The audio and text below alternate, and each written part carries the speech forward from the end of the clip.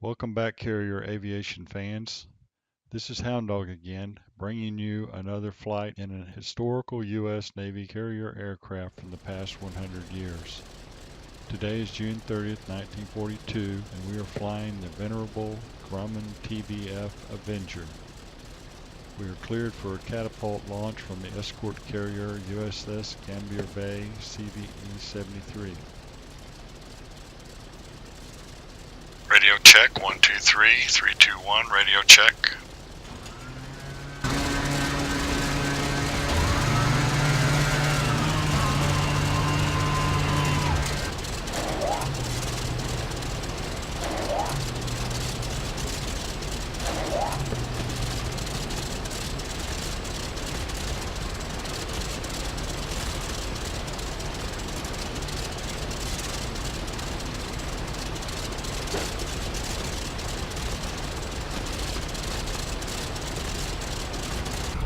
Thumbs up to the shooter confirming our weight.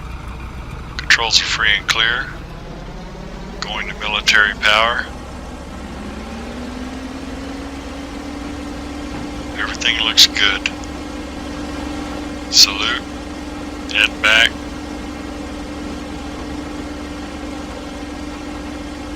We are safely airborne. Gear and flaps coming up. In April 1940, the U.S. Navy issued Grumman a contract for two new prototypes to replace the obsolete Douglas TBD Devastator torpedo dive bomber. The first prototype, the XTBF-1, first flew on 7 August 1941. Although one of the first two prototypes crashed near Brentwood, New York, actual production proceeded rapidly due to the recent bombing of Pearl Harbor.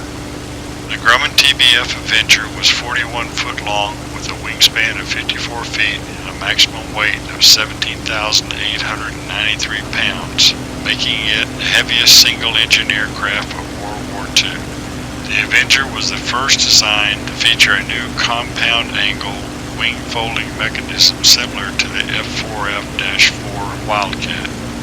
It was powered by the 1900 horsepower Wright R2600 Cyclone 14 twin-row radial engine and had a maximum speed of 275 miles per hour. There was a pilot, a turret gunner, and a radioman bombardier ventral gunner under a greenhouse canopy. One .30 caliber machine gun was mounted in the nose. A .50 caliber gun was mounted right next to the turret gunner's head in a rear-facing, electrically powered turret, and a single .30 caliber hand-fired machine gun mounted ventrally under the tail, which was used to defend against enemy fighters attacking from below and to the rear. The gun was fired by the radioman bombardier while standing up and bending over in the belly of the tail section, though he usually sat on a folding bench facing forward to operate the radio and to sight in bombing runs.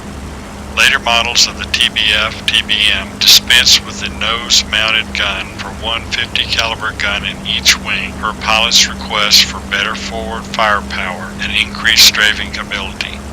There was only one set of controls on the aircraft, and no access to the pilot's position from the rest of the aircraft. The radio equipment was massive, especially by today's standards, and filled the length of the canopy to the rear of the pilot. The radios were accessible for repair through a tunnel along the right-hand side. The Avenger had a large bomb bay, allowing for one Bliss Levitt Mark 13 torpedo, a single 2,000-pound bomb, or up to 4 500-pound bombs. It could also carry up to 8 3.5-inch or 5-inch forward-firing rockets under the wings. The Avenger was heavy, rugged, and could take a lot of damage, and was one of the first aircraft that led to Grumman's title as the Grumman Iron Works. Escort carrier sailors knew the TBF as the Turkey because of its large size and truck-like sluggish maneuverability. With its good radio facilities, docile handling, and long range, the Grumman Avenger also made an ideal command aircraft for Commander's Air Group, or CAGs. With a 30,000-foot service ceiling and a fully loaded range of 1,000 miles, it was better than any previous American torpedo bomber, and better than its Japanese counterpart. Later Earlier Avenger models carried radar equipment for the anti-submarine warfare and airborne early warning roles. By early June 1942, a shipment of more than 100 aircraft was sent to the Navy, arriving only a few hours after the three carriers quickly departed from Pearl Harbor, so most of them were too late to participate in the pivotal Battle of Midway.